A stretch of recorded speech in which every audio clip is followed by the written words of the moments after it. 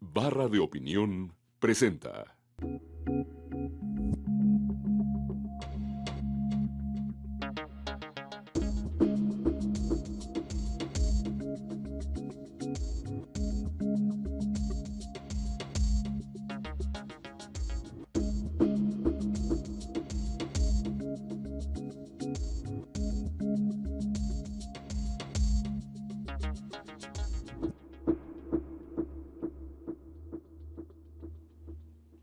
Muy buenas noches, bienvenidos a esta emisión de Entre Tres.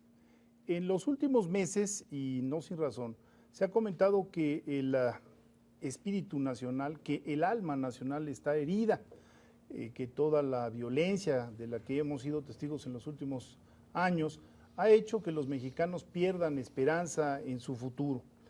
Pero fíjese que hay algunas sorpresas al respecto. Recientemente el Banco Nacional de México y la Fundación Este País organizaron una encuesta de valores profundos por entidad federativa para ver cómo se sentían los mexicanos en relación a su pasado y también a su futuro. Y comienzo por un dato que es verdaderamente asombroso. Casi 60% de la población considera que sus hijos van a tener una posición social mejor que la que tienen actualmente sus padres. Es decir, sigue habiendo un optimismo nacional, la movilidad social sigue teniendo un impacto y al fin y al cabo pareciera que no estamos tan derrotados como a veces lo decimos.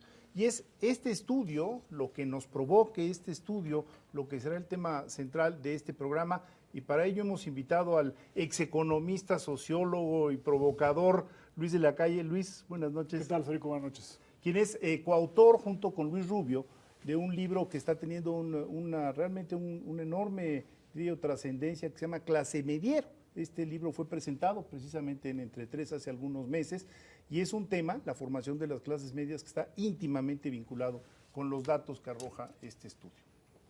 Ahora, digamos, esta primera muestra de la encuesta que nos comentas, quizá ahí lo que podríamos ver esta idea, digamos, de un optimismo, digamos, de mediano plazo, que en una generación, si bien puede haber una perspectiva quizá un tanto sombría de lo que tenemos ahora, nuestra inseguridad, quizá premios económicos, y que a lo mejor el año que entra puede verse con cierta reserva, la idea de la siguiente generación es una idea muy, muy optimista, con esta percepción de que sí tendrán una calidad de vida mejor. Que la de los padres, ¿no?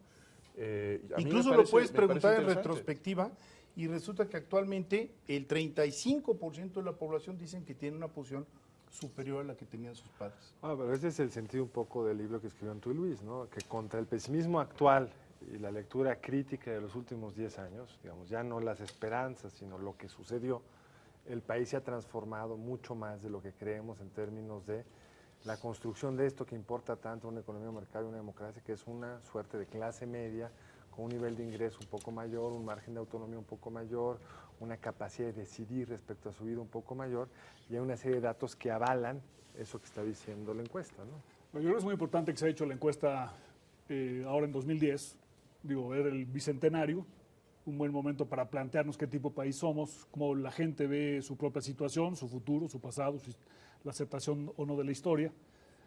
Y además, tiene en vísperas de una elección presidencial un componente también político importante, porque de alguna manera esta elección próxima puede volverse también un poco un asunto cultural, ¿no? ¿Qué tipo de mexicanos somos? Y también tentarle un poco el agua a los camotes si la opinión generalizada que tienen los mexicanos de sí mismos, de su entorno, de su contexto, de sus socios comerciales y de muchas otras cosas que se preguntan ahí, es distinta de lo que tiene, digamos, las élites, que son las que comentan generalmente estas cosas, y ver si hay un poco una visión, a lo mejor, de que el mexicano promedio, a mí al leer la encuesta me da un poco la impresión de que el mexicano promedio es un poco más moderno que por lo menos nuestra clase política. Por ejemplo, tiene una aceptación más abierta a la globalización, el hecho de que sea un poco más esperanzador, de que confíe un poco más en el sistema educativo con respecto a sus propios hijos, que lo que pueden hacer, digamos, las clases que comentan las noticias y no las que los viven, ¿no? Entonces yo creo que es muy interesante que se haya hecho este esfuerzo tan grande de tratar de encuestar los valores del mexicano. Fíjate qué curioso, casi un 40% de la población nos dice que el objetivo central de México debería ser tener una economía fuerte. Esto, digo, si lo hubieras preguntado hace 30 años, a lo mejor te hubieran dicho que defender la soberanía. ¿Me explico? Ha cambiado la percepción de lo que son los referentes para un país, ¿no? Y otro que sorprende es, resulta un país más liberal e individualista de lo que normalmente nos imaginamos. O sea, hay algunas preguntas sobre qué tanto importa el esfuerzo, qué tanto importa el mercado, que son mucho más amplias los positivos que los negativos. Entonces, esta como lógica con la que domina mucho nuestro debate, que las reformas políticas, las reformas estructurales no son posibles porque la gente, el ciudadano está en desacuerdo de abrir la economía, y luego uno ve que pues, el ciudadano está pues, mucho más interesado en abrir la economía de lo que estas discusiones parecerían indicar, te habla de una clase política que no quiere realmente abrir o no ha sabido utilizar a ese ciudadano que parece que está mucho más en mejor disposición, digámoslo así, para abrir. O que no han encontrado los cauces para poder expresar ese deseo. Pero sí es muy notable, por ejemplo, cuando se les pregunta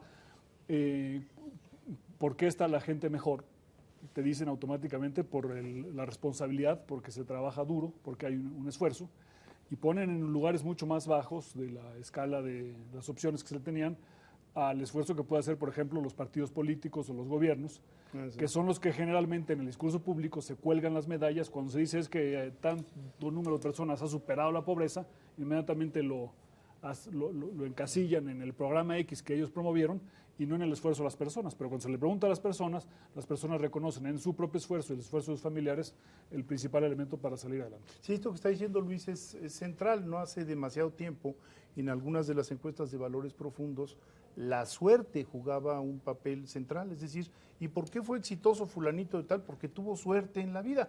Y ahora resulta que el 30% nos dice que depende de la preparación y de los estudios, y otro 30%, 25% nos dice que el trabajo duro es central para progresar. Federico, has hablado en 2 ocasiones de este adjetivo, valores profundos.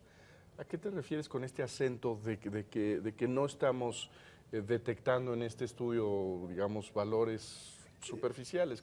¿A qué alude esta idea de los valores profundos? Son tendencias que tienen variaciones temporales mucho menos drásticas que otras. Algunos de los reactivos de este estudio son muy similares a los reactivos de la encuesta mundial de valores. Es decir, que podemos ir siguiendo con un método científico la transformación que se está dando. Digamos, en una década. En una década o en más tiempo, si tienes referentes estables, ¿no? Por eso, más que salir a preguntarle, ¿le cae a usted bien fulano de tal o perengano, o por qué partido se inclinaría usted? Aquí estás preguntando por fe religiosa, estás preguntando por familia, estás preguntando por confianza interciudadana, etcétera. Sí, por ejemplo, es muy interesante cuando les preguntan el tipo de valores que hay que inculcar a los niños. El número 1 es la responsabilidad. Y la fe religiosa, que aparece, por supuesto, aparece en el 4º o 5º lugar. Entonces, la responsabilidad de los estudios son parte de los valores que el mexicano piensa son importantes para que puedan ellos realizar el esfuerzo que los lleve a superar la condición de sus propios padres, ¿no? La otra cosa que sale aquí encontré interesante es que Paco Labastida tenía razón. O sea, identifican al inglés y a la computación como una parte central de su proceso educativo, y bueno, hay una disociación muy importante entre eso y lo que se les ofrece en las aulas, ¿no? Que pues parece que no se les ofrece ni mucho inglés ni mucha computación. Pero que son ambos, digamos, una confianza en los instrumentos modernos y también una confianza en el exterior, que hay una idea de que hay que salir a la conquista de lo que hay al norte, que hay que tener herramientas y tener digamos, estos elementos de contemporaneidad con el mundo, que serían esos dos lenguajes, el idioma inglés y la computación, ¿no? Bueno, y la otra que implica cierto rechazo al excepcionalismo mexicano.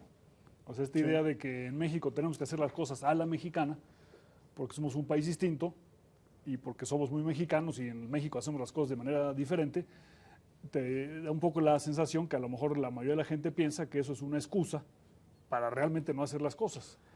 Y que están dispuestos, por ejemplo, a apostar a favor del imperio de la ley. Un número importante de la gente dice que es muy importante respetar la ley, aunque también hay un porcentaje que se pronuncia en contra de hacerlo, y la responsabilidad y el esfuerzo, ¿no? Y en ese mismo sentido, digamos, hay esta idea un poco contrastante entre una élite que se burla de que el inglés y el cómputo son importantes. En su momento, cuando el candidato a la Bastida planteó esto, creo que simplón, y después descubres que la gente lo quiere porque no lo tiene y la élite no lo pide porque ya lo tiene.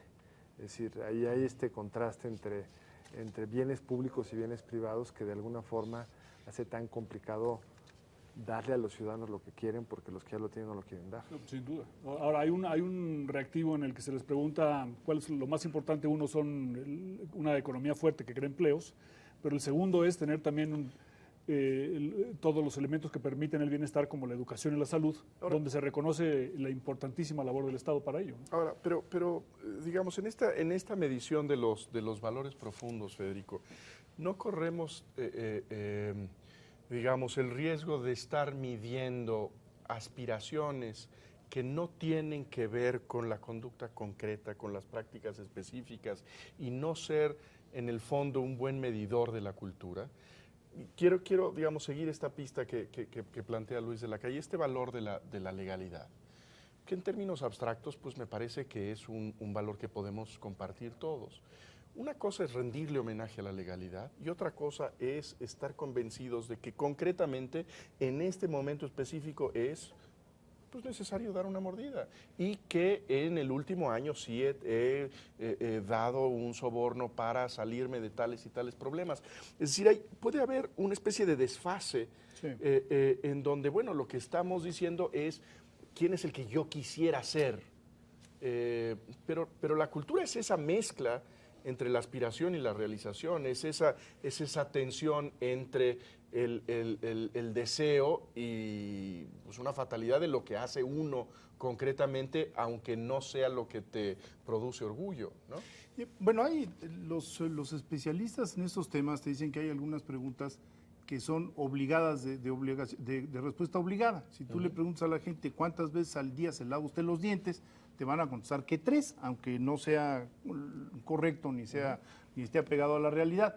Pero hay otras que no tienen que ver con esta inhibición que genera el saberte en ponerte en el default. De hecho, en las encuestas de corrupción se le pregunta a la contraparte si ha incidido en un acto de corrupción. O sea, tiene que ser de alguna manera una delación. ¿Sí? ¿A usted le han condicionado un servicio y usted ha dado mordida? Sí.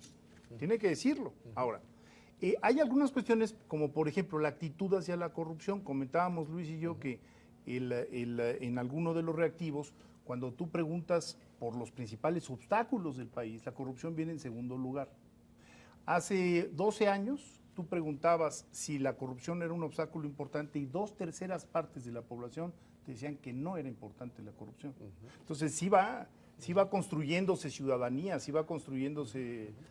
Y la otra que tú comentabas, en la medida que lo puedes comparar con otros países, no solo con el tiempo, te va dando una idea de cómo se correlacionan estos valores con prácticas sociales. Digamos. Tú puedes ver que los países donde más dicen que hay que cumplir la ley, pues en el fondo sí la cumplen más. Digamos, nunca es automático, tienes que tener la mediación de las instituciones, pero sí, digamos, algo te dice de la materia prima de la que está hecho este país. Yo creo que por eso es muy importante una encuesta como esta. Es decir, se pueden criticar, se pueden discutir, pero claramente hay algo que es difícil de medir, que es difícil de evaluar cómo impacta en la evolución de un país, pero son los valores que tenemos, lo que priorizamos, lo que defendemos, hacia dónde nos movemos. Y precisamente porque es tan difícil, pues luego no se hace. Y empezar a tener algunos atisbos, y espero además poderla ir haciendo en el tiempo, espero que como una parte del compromiso de esta, cuando es una primera encuesta, normalmente traer el compromiso de hacerla por el resto de la vida, porque lo que queremos ir viendo es cómo ese mismo instrumento se va moviendo y a lo mejor lo puedes refinar y puedes ir sacando algunas que puedan ser aspiracionales y puedes ir viendo hasta dónde te da. Sí, por ejemplo, a partir del censo surgió un dato que es muy preocupante, y es que los embarazos de adolescentes no han disminuido. Ya lo hemos comentado en esta mesa, estás hablando de alrededor de 300,000 embarazos de adolescentes anualmente, es decir, que ahorita hay más de 1 millón de adolescentes madres. Por supuesto, dejan de ser adolescentes y entonces ya no quedan en la estadística, pero si preguntaras ¿Por cuántas madres adolescentes hay en el país? Que tuvieron, son muchísimas, ¿no? Bueno, tuvo que salir CONAPO a decir que la verdad de las cosas es que en los últimos años habían cambiado de estrategias y habían atendido otro tipo de cuestiones y que no se habían enfocado a ese grupo de edad en donde se están gestando los embarazos, que tiene una tasa de fecundidad de más del doble que en un país desarrollado. O sea, que sí inciden las campañas, sí inciden las reformas. Y de hecho, hace unas semanas dijeron, vamos a empezar a hacerlo otra vez. Así es. Porque modificar valores, pues modifica conductas. ¿Cómo? ¿Con qué instrumentos? Otra pregunta. Pero claro que decidimos en función de lo que valoramos. Bueno, tenemos que hacer una pausa y regresamos a seguir hablando de esta encuesta sobre los valores profundos de los mexicanos.